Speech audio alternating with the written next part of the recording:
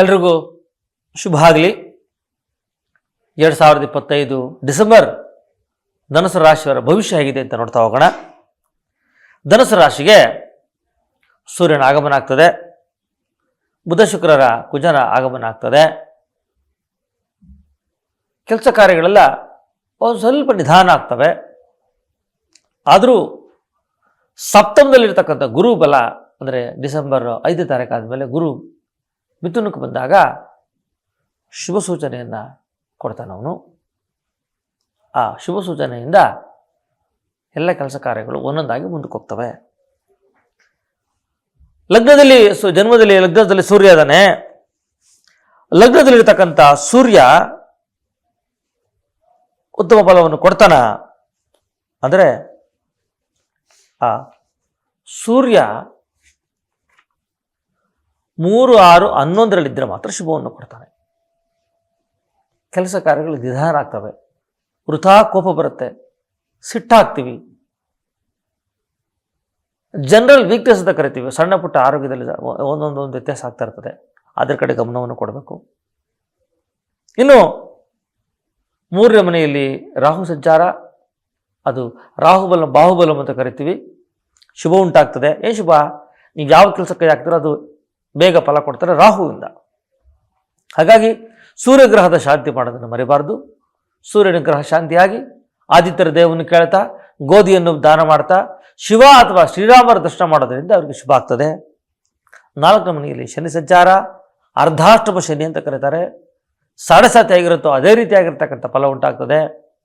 7.5 ಫಲ ಏನು ಅಂದರೆ ಅನಾರೋಗ್ಯ, ಚಿಂತೆ, ದುಃಖ, ನಂಬಿದವರಿಂದ ಮೋಸ, ಅಪವಾದ, ಕೆಟ್ಟ ಹೆಸರು, ಕಂಡುಕೊಂಡವರೆಲ್ಲ ಬುದ್ಧಿ ಹೇಳಕ್ಕೆ ಬರೋದು, ಅನಂತರ ಶತ್ರುಗಳ ಕಾಟ, ಕಳ್ಳತನ, ಈ ದಿಕ್ಕು ತೋಚದೇ ಇರೋದು, ನಡುಗಿರಲ್ಲಿ ಕಾಡಿನಲ್ಲಿ ಬಿಟ್ಟಂಗೆ ಹಾಕೋದು, ತನ್ನವರೆಲ್ಲ ಶತ್ರುಗಳಾಗೋದು, ಮನೆಯವರೆಲ್ಲ ಆಪೋಸಿಟ್ ಆಗೋದು, ಅದೆಲ್ಲ ಅರ್ಧಾಷ್ಟಮ ಶನಿ. ಇದು 4ನೇ ಮನೆಯನ್ನು ನಾವು ಮನಸ್ಸಿಗೆ ತಗೊಂಡಾಗ ಅದಕ್ಕೆ ಅಪವಾದ ಅಂತ ಕರೀತಾರೆ. ಶೀಲ ಮತ್ತು ಚಾರಿತ್ರ್ಯದ ಬಗ್ಗೆ ಏನು ಮಾಡದೇ ಇದ್ರು ಮಾಡಿದ್ರು ಅಂತೇಳಿ ಅಪವಾದವನ್ನು ಕೆಟ್ಟ ಹೆಸರು ಕೊಡ್ತಾರೆ ಅರ್ಧಾಷ್ಟಮ ಶನಿ ಬಂದಾಗ ಈ ಧನಸ್ಸು ರಾಶಿಯವರಿಗೆ. ಅದೆಲ್ಲ ಅವಾಯ್ಡ್ ಆಗುತ್ತಾ? ಗುರು ಇದೆಯಲ್ಲ ಅಂದರೆ ಕೆಟ್ಟ ಹೆಸರು ಬಂದು ಆಮೇಲೆ ಬಿಡುಗಡೆ ಆಗೋದು ಬೇರೆ ಪ್ರಶ್ನೆ. ಗುರು 7ನೇ ಮನೆಗಿದ್ದರೆ ಅದರಿಂದ ನಾವು ಹೊರಗೆ ಬರ್ತೀವಿ. ಆದರೆ ನಮಗೆ ಕೆಟ್ಟ ಹೆಸರು ಬಂದೇ ಬರುತ್ತಲ್ಲ. ಹೇಗೆ ಶ್ರೀಕೃಷ್ಣನು ಶಮಂತಕ ಮಣಿಯನ್ನು ಕದ್ದು ಕಳ್ಳ ಅಂತ ಅನ್ನೋ ಅಪವಾದ ತಗೊಂಡು ದೇವರು, ಹಾಗೆಯೇ ಅರ್ಧಾಷ್ಟಮ ಶನಿ ಒಳ್ಳೆಯವನಲ್ಲ. ಆ ಶನಿಗ್ರಹದ ಶಾಂತಿ ಆಗಲಿ.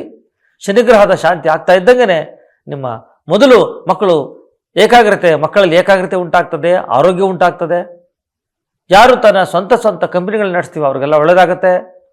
ಯಾರು ಮೀಡಿಯಾ ಕ್ಷೇತ್ರದಲ್ಲಿದ್ದೀರೋ, ಯಾರು ಜರ್ನಲಿಸ್ಟ್ ಇದ್ದೀರೋ, ಅಥವಾ ಯಾರು ತನ್ನ ಸ್ವಂತ ಸರ್ಕಾರದ ಉದ್ಯೋಗದಲ್ಲಿದ್ದೀರೋ, ಅಥವಾ ತನ್ನದೇ ಆಗಿರತಕ್ಕಂಥ ಒಂದು ಸಂಸ್ಥೆಯನ್ನು ಮಾಡಿದಿರೋ, ಅದು ನೇಮ್ ಆ್ಯಂಡ್ ಫೇಮ್ ಬರಬೇಕು ಅಂತಿದ್ದೀರೋ, ಅದೆಲ್ಲವೂ ಬರುತ್ತೆ ಈ ಗ್ರಹ ಶಾಂತಿ ಆಗೋದ್ರಿಂದ, ಸೂರ್ಯನ ಪೂಜೆ ಮಾಡೋದರಿಂದ.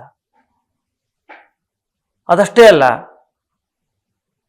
ಆ ಸೂರ್ಯ ಅಂತಕ್ಕಂಥವನು ತನ್ನದೇ ಆಗಿರತಕ್ಕಂಥ ಸ್ವತಂತ್ರ ಬದುಕನ್ನು ತಂದು ಕೊಡ್ತಾನೆ, ಬೆಳಕಿನ ಗ್ರಹ. ಆದ್ದರಿಂದ ಸೂರ್ಯನ ಪ್ರೀತ್ಯರ್ಥವಾಗಿ ಸೂರ್ಯನಿಗೆ ಆರೋಗ್ಯವನ್ನು ಮಾಡಿ, ಸೂರ್ಯ ನಮಸ್ಕಾರವನ್ನು ಮಾಡ್ಕೊಳ್ಳಿ. ಶನಿದೇವರಿಗೆ ಪೂಜೆ ಮಾಡಿಕೊಂಡ್ರೆ ನಿಮ್ಗೆ ಅತ್ಯಂತ ಶುಭ ಈ ಡಿಸೆಂಬರ್ ಉಂಟಾಗತ್ತೆ ಅಂತ ಹೇಳಿ ಈ ಒಂದು ಮೂಲಕ ತಮಗೆ ಹೇಳ್ತೀನಿ. ತಮ್ಮೆಲ್ಲರಿಗೂ ಶುಭ ಆಗಲಿ, ಒಳ್ಳೆಯದಾಗಲಿ. ನಮಸ್ಕಾರ. ಸರ್ವಂ ಶ್ರೀಕೃಷ್ಣಾರ್ಪಣಮಸ್ತು.